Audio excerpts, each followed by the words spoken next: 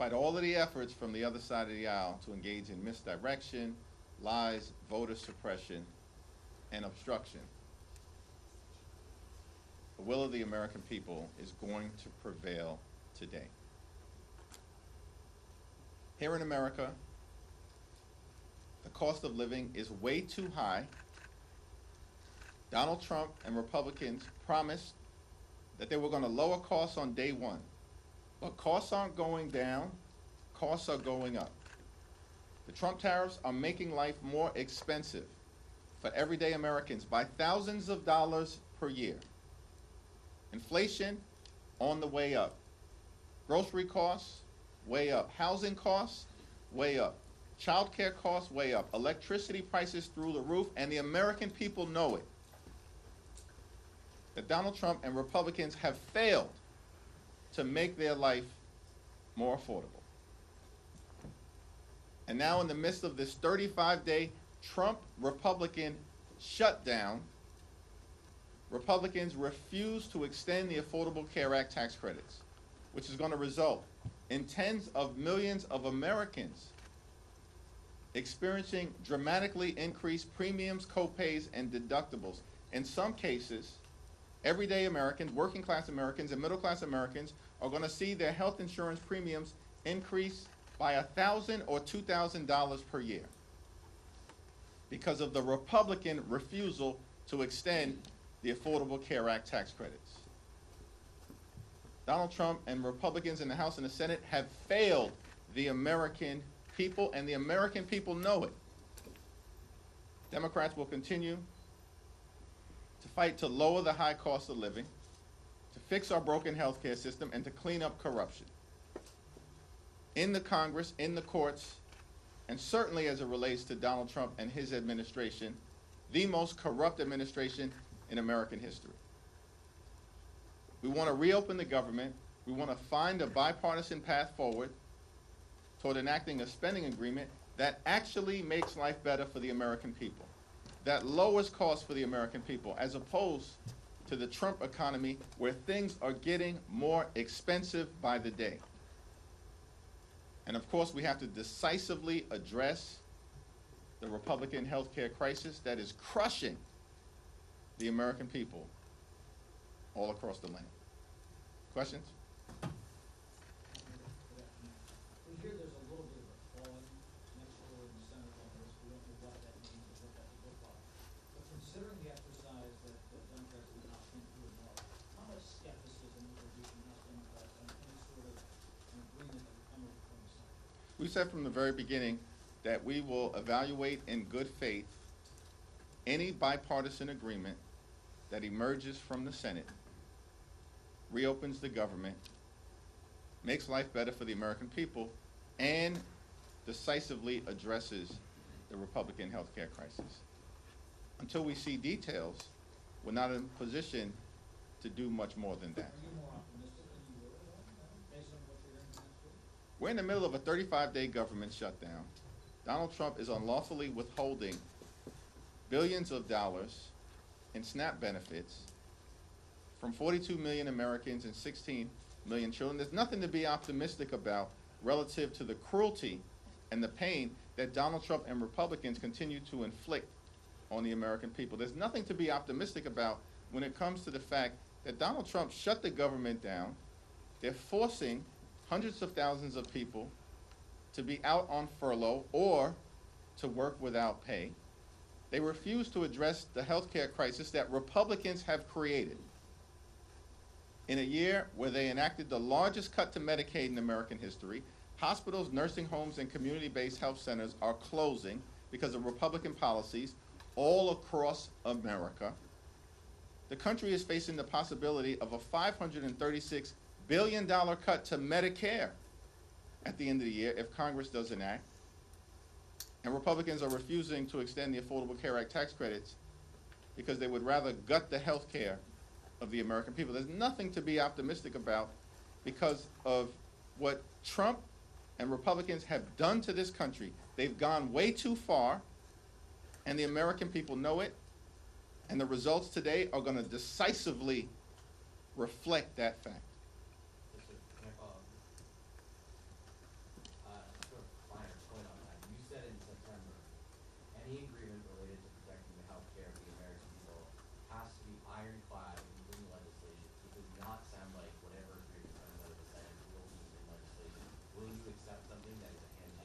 It's the same answer that I just gave. Thank you, Mr. Leader. I know that the filibuster is a Senate mechanism, but President Trump has repeatedly, recently and this morning called for Senate Republicans to abolish the filibuster, pass the CR with a simple majority, and also a host of other Republican priorities. You criticize them for not inviting the legislative leaders to the White House to negotiate. What are your thoughts about him continuing to call for the abolishment of the filibuster within the context of his unwillingness to negotiate? Does that indicate to you that he has no interest in sitting down with not only his legislative leaders, but you and Leader Schumer? Well, Donald Trump has taken a my way or the highway approach to his presidency from the very beginning, and he's used to Republicans simply bending the knee to him. Because these Republicans on Capitol Hill, on the House side and on the Senate side, they don't work for the American people, they work for Donald Trump. And so he's going to continue to make his position clear until they eventually cave, which is what they always do. Because Republicans in this Congress have been nothing more than a reckless rubber stamp for Donald Trump's extreme agenda.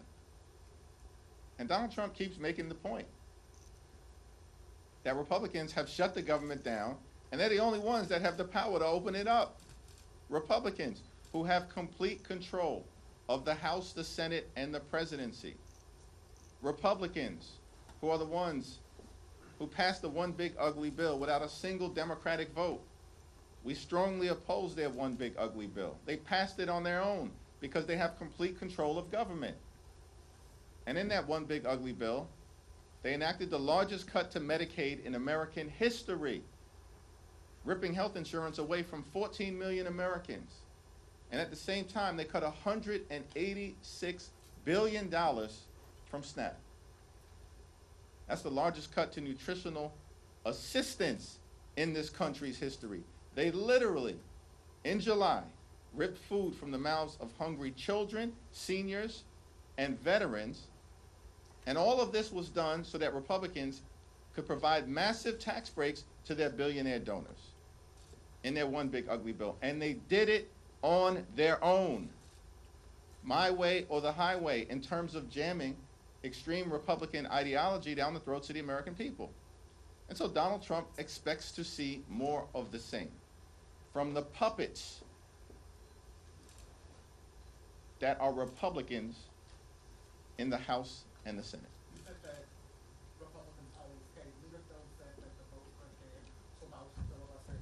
Are you saying that ultimately Donald Trump's request or demand will win out?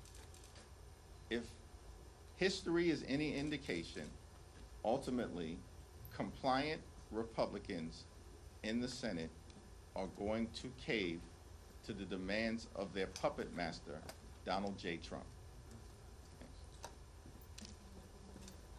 This election cycle, Republicans have relied heavily on critical issues, specifically defense issues. If they lose in Virginia and in New Jersey, what does that say to you about Republicans' reliance and dependence on communicating and messaging on trans issues against Democrats? At this point, it's not a question of if Republicans are going to lose. I was in Virginia earlier today. I was in New Jersey over the weekend. I was in California a few weeks ago. They are going to lose. Because the American people know that Republican policies have failed them. And it starts with the economy. That Republicans promised to lower the high cost of living. But costs aren't going down in America. Costs are going up. The cost of living in this country is out of control. And Donald Trump has not done a damn thing to change it. And in the midst of this 35-day government shutdown, has spent multiple weekends on the golf course,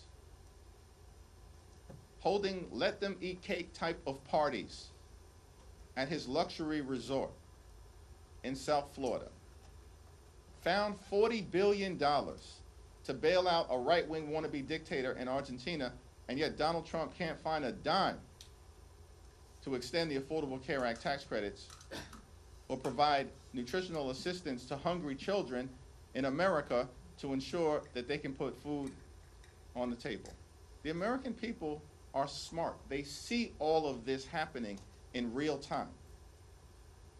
And of course, what Republicans always do is try to distract the American people, as they've done in New Jersey and Virginia, and it will not be successful.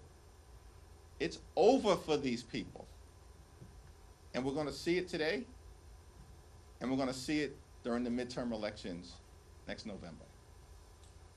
At this point, is a record-breaking shutdown a pattern of the Trump administration? It was a 35-day government shutdown during the first Trump administration. This is day 35 of the Trump Republican shutdown. Donald Trump and the Republicans cannot govern. These people are deeply unqualified. And they spent all of last year lying to the American people that they were going to lower the high cost of living, while at the same time distancing themselves from Project 2025. But they've spent all of this year doing nothing to lower the high cost of living. In fact, costs are going up, not down, while they spend all of their time, Republicans spend all of their time implementing the extreme, toxic Project 2025 agenda, including, by the way, as part of Project 2025, ripping away nutritional benefits and SNAP from the American people. I think that's on page 300 or so of Project 2025. Shutting down the federal government, agency by agency by agency, part of Project 2025. Gutting the health care of the American people, as Republicans have done all throughout this year, part of Project 2025. And so the dysfunction, the cruelty, the inability of Republicans to make life better for the American people is, of course, now on full display. And Republicans can't blame anyone other than themselves, because they have complete control of the House, the Senate, and the presidency. Thank you so much. On Sunday, you said in an interview that you did not agree that Zoran Mamdani was the future of the Democrat Party. I'm just wondering, do you believe that a Democrat Party embrace of socialism would hurt the party's stance next November? And will there be a Democrat pivot away from Mamdani and more towards the center following today's election?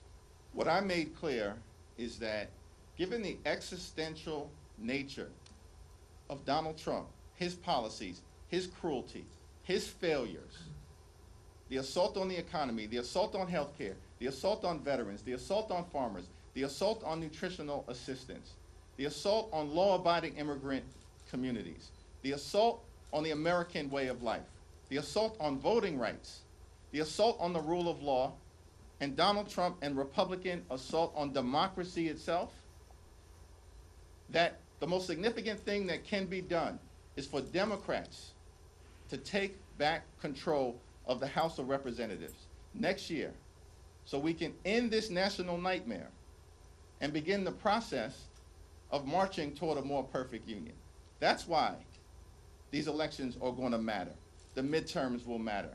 House Democrats will matter in terms of getting this situation turned around. And that's not pillow talk, that's real talk.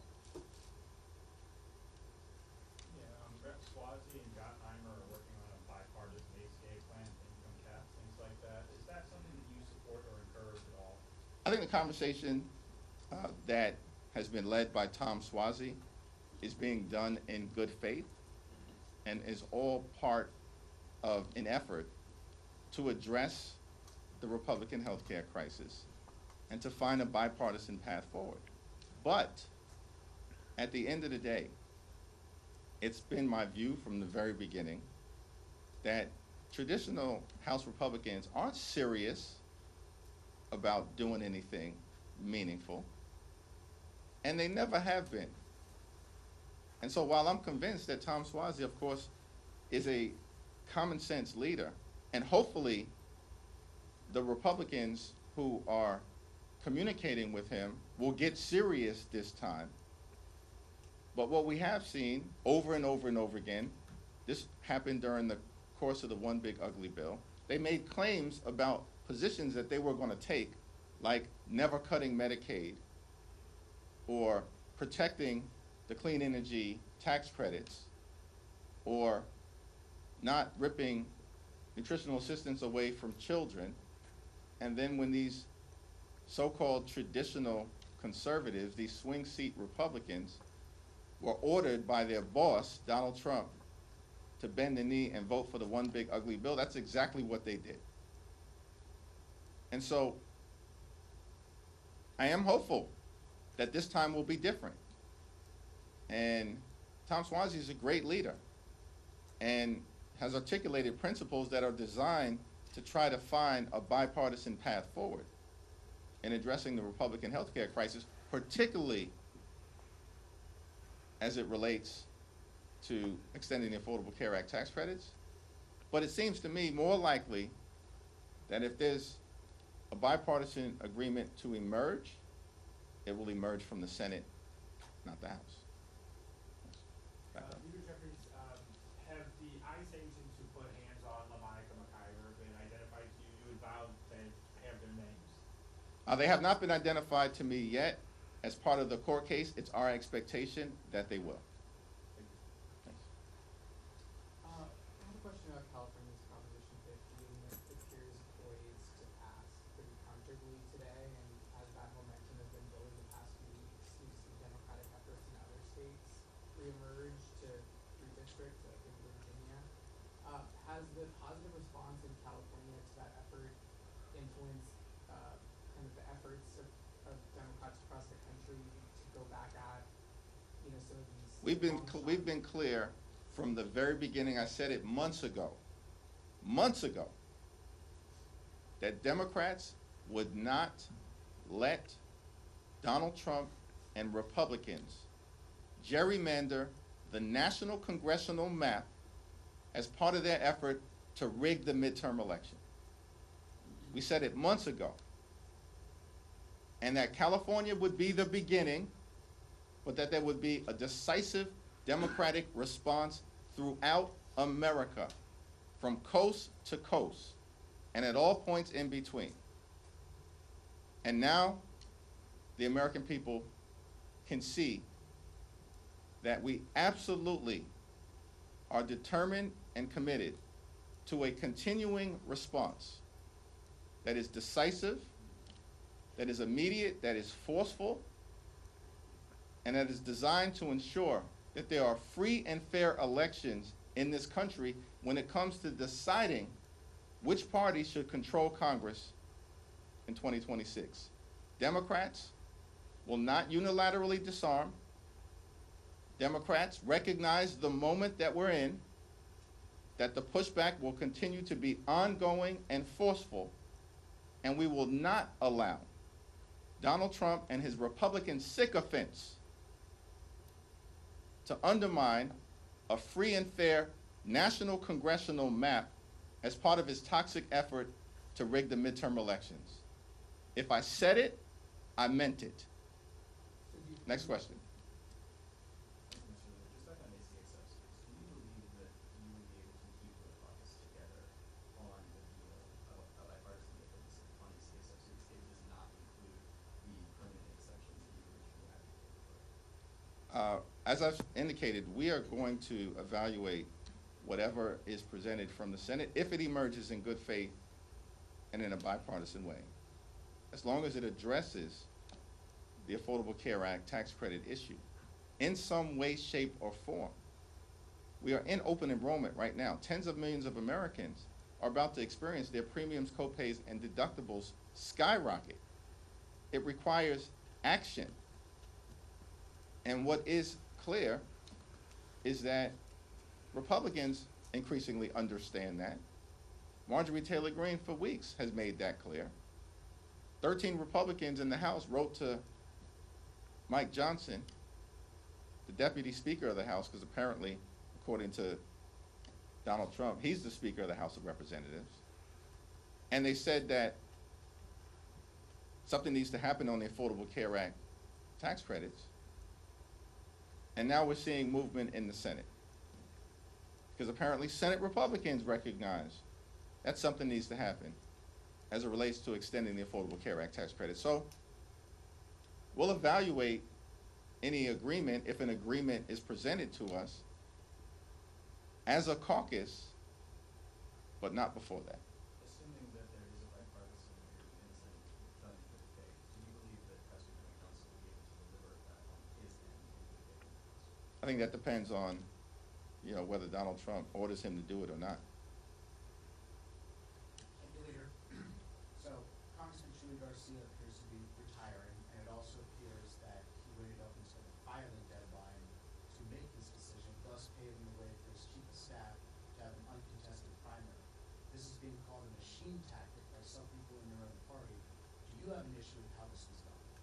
I haven't had a conversation to evaluate the process that was utilized or to talk to Representative Garcia, so I'm not going to comment on it until I talk to him directly. Thank you, Mr. Leader. Multiple of your Democratic colleagues have said that they gave their October paycheck to charity or they deferred it completely, and last time you were asked this, you said you made a decision over last weekend. So I just want to ask you again, what did you decide to do with your paycheck from October? Did you not see that I answered that question, or are you just asking me to reiterate my answer? Because I did publicly make clear on Friday to my constituents and publicly that my paycheck has been withheld. Yes, Mr. Leader. Secretary Duffy said today that this shutdown drags into next week. There's a possibility that the FAA could be closing parts of U.S. airspace because of the lack of controllers, and then just in the last hour or so, there's ground stop at Reagan National because of the security threat. How could major aviation issues affect your calculus or anyone's calculus up here when it comes to the shutdown? Well, Duffy needs to start acting like a transportation secretary and stop trying to pretend to be a reality show TV star. Because at the end of the day, it's the Republicans who shut the government down. Donald Trump repeatedly has made that clear. They're the ones who have the power to reopen it. And as Democrats, we've said, this Trump-Republican shutdown is causing great harm and pain to the American people, and it does threaten aviation safety. But Donald Trump has spent more time over the last 35 days talking to Hamas and the Chinese Communist Party than he has talking to Democrats on Capitol Hill to reopen the government, Democrats on Capitol Hill who represent half the country. And we continue to be clear.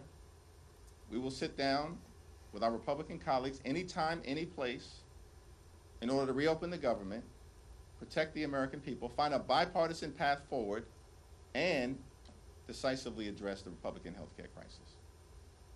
Mr. Leader, I just wanted to ask when was the last time you spoke to Speaker Johnson about the current shutdown situation, and has the shutdown impacted your relationship with him at all? Do you still have that kind of forward-looking relationship that you said you had in the past? We had a brief conversation last week. Thank you, everyone.